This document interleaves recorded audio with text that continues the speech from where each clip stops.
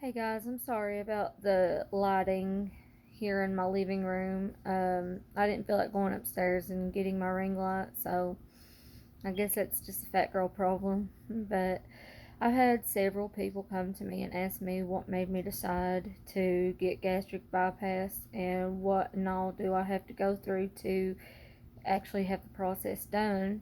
I have not had gastric bypass yet. I am still in the process of getting everything taken care of that I had to get taken care of. So, really, the starting point of the reason why I decided to finally give the surgery a chance is that I have tried several different diets. I've tried keto, I've tried low carb, I've tried calorie deficit, and I just cannot lose weight on my own naturally, hardly at all. I mean, I can, but it's very, very, very slow. And it's hard to stick with it when you don't see results. And that's the truth. When you don't see results, you just don't want to stick with it. You'd rather eat a slice of cake. And I know that's horrible, and I know that it's all about self control, but it's the truth. When you have a hard day, you want carbs, you want sugars.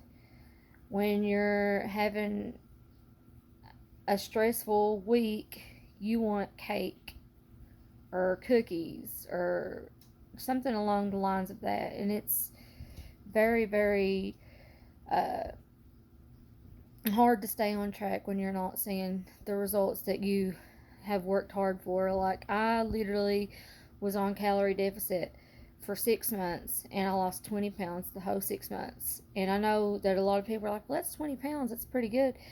Not really when you are on a 1,200 calorie diet a day and you're literally punishing yourself because you're so ashamed of yourself and you don't see any very little results in months, and all you lose is like 20 pounds and you don't even see it in the pictures. You still feel like you're huge because I have body dysmorphia. But it's very, very hard to stick with, and it seems like just any little life inconvenience comes your way, you run to carbs, you run to sugars, and I know I do. I'm not perfect. So that's the reason I decided that I was going to go through with gastric bypass, was because I want something that's going to be permanent. I'm not doing the sleeve because usually they say that once you do the sleeve that eventually you have to have a revision and you eventually have to have gastric bypass anyways, because people tend to gain all their weight back after a sleeve. I don't know how true that is, but I have done a lot of research and I've watched a lot of videos and stuff on YouTube and TikTok, and that's what I've seen so far. So I've just decided to just go through with gastric sleeve. Ruin NY gastric bypass is what I'm doing. And basically, what they do is they go in and they cut your stomach from your intestines and they take your lower intestines and connect it or something like that. I know I'm probably being misinformed, but I'm just going by what I've watched on videos and on TikTok and stuff. But pretty much they remove your whole stomach. I mean, they don't take it out. It's just in there for to help with like the stomach acids and all that stuff. But your stomach is no longer really needed as far as your hunger and your appetites and all that stuff. So I know I'm probably going to get a lot of backlash and a lot of negative comments because I'm being misinformed or I'm misinforming people, but that's just what the understanding that I'm getting from it. So please don't be rude and please don't get in the comments and be mean and rude because I'm still learning. I'm still taking my classes. I'm still taking therapy. They're making me do therapy for BNGing and, just different things. But what I had to do so far to get to where I'm at, to be close to surgery, is I had to first contact my health insurance to see if they would even approve for gastric bypass. They said that I had to have a BMI of 40 and over, and my BMI is over 40. Now, that's just my insurance. Your insurance could be completely different. But Mine, I had to have a BMI of over 40, which mine is over 40. And I found my doctor in Pikeville that took over my case. And I don't know if many of you know this, but in the past I've had 3 brain surgeries. So I have what they call a ventricular parenchymal shunt, a VP shunt. So I have to see a neurologist for that to get approved. Um, I have to have my PCP approve my health screening. I have to have blood work done. I have to see a heart doctor because I'm on metoprolol for a faster heart rate. Um, Let me think here. I have to have 5 nutritional classes. I had to take 3 quizzes. I also have to see therapy once a week because I literally went from 250 pounds to 245, and then I gained the 5 pounds back during this process.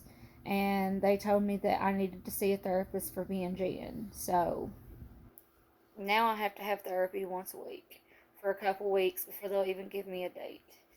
So I'm been struggling with that a little bit because I don't feel like I need therapy because I don't binge eat, especially right now. I've been dieting. I don't know how I gained the 5 pounds that I did because I was very strict with what I eat, but I did. I gained it.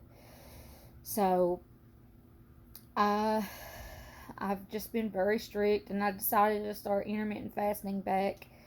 And so I've been eating a 14 calorie deficit a day and trying to count my macros, which I'm still learning as far as my macros because it's very, very, very confusing. You have to have so many proteins, so many fats, and so many carbs a day, and it has to be within your calorie deficit. And so I eat for 8 hours a day, which is from 12 p.m. to 8 p.m. And then the rest of the time I fast from 8 p.m. to 12 p.m. So I eat 8 hours out of the day and I fast for 16 hours a day. And sometimes if I oversleep or whatever, sometimes I'll fast for 17 to 18 hours a day. So I can already tell a difference in my water weight because of the way my jeans fit, because I've been drinking lots and lots of water because you have to have a lot of water in order to intermittent fast. You can't just go and starve yourself and just act like, hey, I'm not going to eat anything, but I'm not going to drink anything either. You can't do your body like that. You have to have water and lots of water to be able to intermittent fast. So, right now I'm at 249 pounds and I am uh, my goal weight right now is to be at 237 in order to be approved for surgery. So I've got 12 pounds to go, and that's what I'm required to lose is 12 pounds. So that's what I'm required to lose, and that's what my goal is for now. But once I have my surgery done, I have a goal of reaching at least 140. I'm trying to be realistic. I don't think I'll ever get back to being what I was when I was a teenager, which was like 120 pounds. But I would like to at least get down to 140, 150, something like that. Um, Let me think. What else? What else was I supposed to do? Oh yeah, I will be posting what I packed in my bag for the hospital. I will be posting updates on my weight and before and after photos, and I'll be posting my surgery update, the day of surgery, and the days leading up to surgery and the days after surgery, and I will be doing several updates on my journey. So I hope that you guys follow me, and if you feel that this is something that you want to do, just message me and I will help you get through as much as I possibly can. I know when you start doing this process to try to lose weight that it's overwhelming because there's so much you have to do. You can't just say, hey, I'm wanting to have surgery, and they just go ahead and do it. There's a lot to it. You got to take classes, you got to take quizzes, you got to do therapy, you got to have all these different doctors approve of your surgery. You've got to lose so much weight. You've got to be in the program so many months. I know at least that's how it is with my insurance. Now it could be completely different for you, but if you have any questions at all, just please personally message me on Instagram, Facebook, on my comments in YouTube, or on TikTok. And I hope you guys have a very blessed day. Bye.